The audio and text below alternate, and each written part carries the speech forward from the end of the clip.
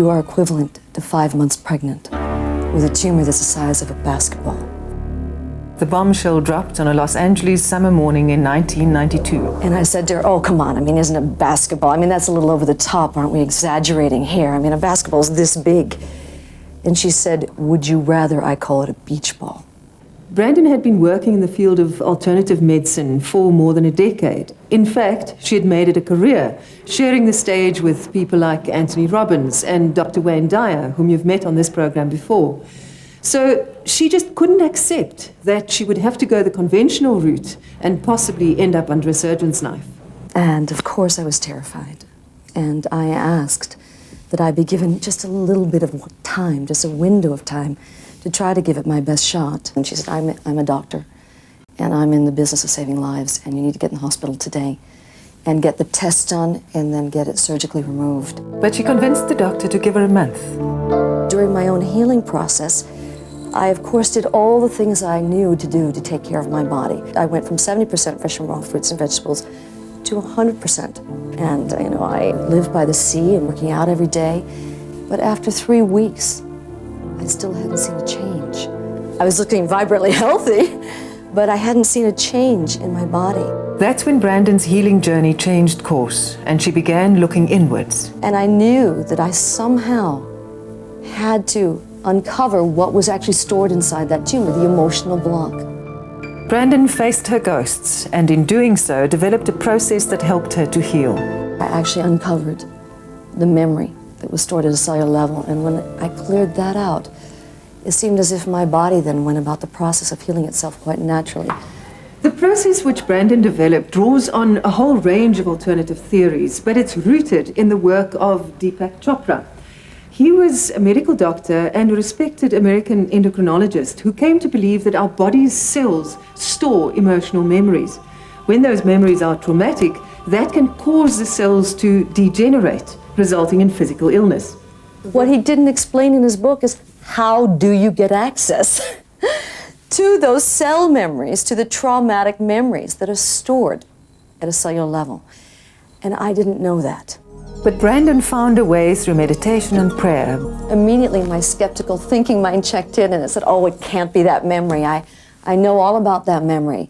It's a memory of violence that took place in my childhood, and, you know, I've long since dealt with that issue. You know, I've done all kinds of therapy, but it was almost as if my thinking mind was saying, oh, you've handled that.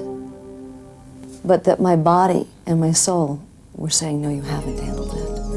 And yet, when I prayed that I get a deeper understanding, the word that came up inside of me was forgiveness. And when I forgave inside, it was almost as if I stopped clinging to the tumor. I underwent every medical exam you can go. And at the end of that time, the surgeon came out and she took the pictures of my uterus and she took out a textbook. And she said, your textbook, perfect clean. Brandon took the techniques she'd used to heal herself and developed a process that others could do. She calls it the journey. I want to give workshops to people so that they can take these tools, have hands-on tools, so that they can get access to what's stored inside the body. To do that, Brandon scripted 2 step-by-step journey processes. Both are essentially guided meditations, but one focuses on emotional healing, while the other targets physical illness. The emotional journey guides you down a road that's signposted with unresolved issues, including those that haven't manifested in disease. Then there's one process that I do where you're literally pulling back the emotional layers. That meditation takes you back to the time of a specific trauma and to the feelings associated with it. The journey draws on therapies like inner child healing to help you understand why those things happened and forgive the people involved. The aim of the second process is to uncover emotional issues that have manifested in physical illness. This journey relies on visualization techniques to guide you to areas inside your body that need healing.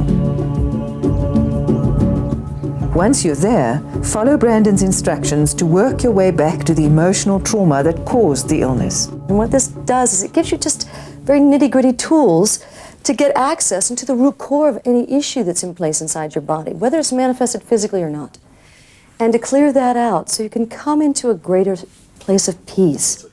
Someone whose life was turned around by the journey process is British businessman Kevin Billett. I'd been suffering on and off from chronic depression since my teens. So I'd gone to my GP, I'd been to see psychiatrists, and they'd put me on Prozac, so I was just left in kind of like a black hole of despair where there just didn't seem to be any alternative other than to kill myself. A friend told Kevin about Brandon's workshops, and after a single journey process, he threw away years of therapy as well as a whole cocktail of antidepressants. It was as if it turned on a light inside and just undid the whole process that I'd been running on myself in order to avoid feeling the hopelessness that was there. The experience had such an impact on Kevin that he joined Brandon and her team as a volunteer. But the story doesn't end there. He and Brandon were later married. Now they teach the journey work to people all over the world. Their most recent trip was to South Africa. We met some of the people who attended the workshops. Every one of them had suffered some kind of pain. For Judith Schlebusch, that pain was not physical. She needed emotional healing. I had thought that the emotion that I took there would be something like grief or sadness because of my personal things. And, well, the feeling that came up was devastation. That feeling had burdened Judith ever since tragedy turned her world upside down almost a decade ago. My husband died very tragically, and 8 years later, when we had thought that our family was healing, my youngest daughter died and left an 18-day-old baby. Judith wasn't alone in her search for healing. And basically I was told I had 4 to 6 months to live. And that's when my journey began. So when Dorette Scorthen heard about Brandon's journey work, she wanted to know more. The workshop was fully booked, but Dorette took a chance and went anyway. So I stood in the queue and I got on the course, but not only did I get on the course, but I got in the front row. Somewhere at the back of the room was Paul Houston. The week before Brandon arrived, Paul had been in hospital with a herniated disc. It's an old back injury. It's about 10 years old. I actually damaged it during police training. And it's been going on and off for 10 years, living on painkillers and anti-inflammatories and so on. Paul handled Brandon's security in South Africa. A journey process wasn't on his list of things to do. I was just happened to talk to one of the crew that was with her. And I was kind of stretching my back, and she said to me, "What's the problem?" I said, "No, I got an old back injury, it's fine." She said, "Okay, we'll speak later." And then after the main group was done, she said, "Come with me, we're going to sort out your back." Paul, Dorette and Judith did Brandon's healing process for different reasons, but they all found themselves on a journey that would take them to emotions long since forgotten. It was almost a hypnotic state where they put you under and you go back to the emotion at the time of the injury. And I got a couple of issues to deal with regard to the injury, childhood issues and so on. But in the end, did you get to the emotion? Absolutely, yeah. There was a bit of anger, but there was a lot of confusion from the age of about 6 years old. There is a fairly abusive background. There was a lot of confusion as to why that was there. What did I do? How did I deserve this? What did I do wrong at 6 years old to be treated like this? Dealing with those emotions is central to the healing process. And you are just dropping through feeling after feeling until eventually you find yourself either in space or you find yourself in a wonderful feeling of source. The process is a bit like the Chinese game of Jenga. When we chip away at the defenses that we've spent lifetimes building up, we end where we began, a place without fear, prejudice, anger or confusion. It's a place Brandon calls source. To me, source is inside. Source is, you are your source. You are your greatest enemy and your greatest help. It's a moment of complete stillness, of almost breathlessness, that you even expect when you're very excited. And source is different for every person and it's different every time. For me, it's always a light. It's a definite feeling of space with a strong light coming through. And then I know I'm at the source of who I am. I was in a field all by myself. In a beautiful green field, and the wind was blowing and the grass was just flowing back and forth. And I was lying on my back looking up at the sky. And once you get in touch with that peace inside, that stillness inside, that love that's inside, then that wisdom, not from your thinking mind, but a much more profound wisdom, is then able to turn the flashlight on inside and reveal what's actually stored inside the cells and to help you go about the process of clearing that out. Getting to source, this place of wisdom and understanding, is central to both the emotional and physical processes. In the emotional journey, you get there by diving through layers of unresolved feelings. The physical journey, however, demands that you first get inside the organ that's made you sick. And the next minute you're in the organ and you're thinking and breathing like the organ is, and the organ's starting to tell you what's created the problem. And the physical journey, that's very exciting. It's playful, it's fun. Ignition. We suggest you hold on. It's quite a trip. Lift off.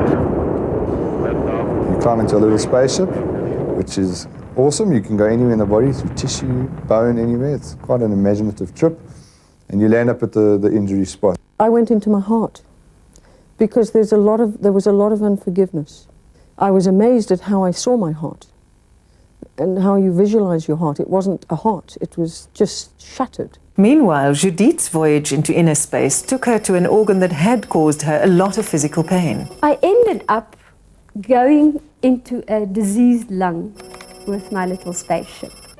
And they discovered the memory of when I was very small. When Judith was a child, doctors removed a third of her lung. But she didn't have to relive those memories alone. A mentor joins you on your meditational travels. It can be a sage, an angel, or anyone you trust. And this mentor was like a wizard. He took out a little flask, a beautiful, pure crystal flask with a solvent, and handed it to me. And I sprinkled that in the lung, and all the infected parts became healthy. But the meditational voyage doesn't end inside an organ. So you land up at a campfire where you discuss and talk to the people that are involved with your issue or your pain. There's a lot of forgiveness and a lot of understanding of why they did what they did.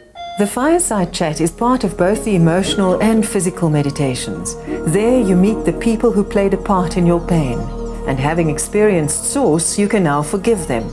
That is the key to healing. Everybody's forgiving each other and saying how stupid it is to carry this burden. And to forgive is the only way you're going to recover from that injury. For Paul, the results were almost immediate. The next day, his back was 80% better. And since the treatment, I've tossed out the anti-inflammatories, the painkillers. I don't use the corset. Put it away somewhere. I'll put it where fate can't be tempted. Meanwhile, Judith says the process has helped her deal with her loss. I think I have joy back in my life. I'm interested in life again.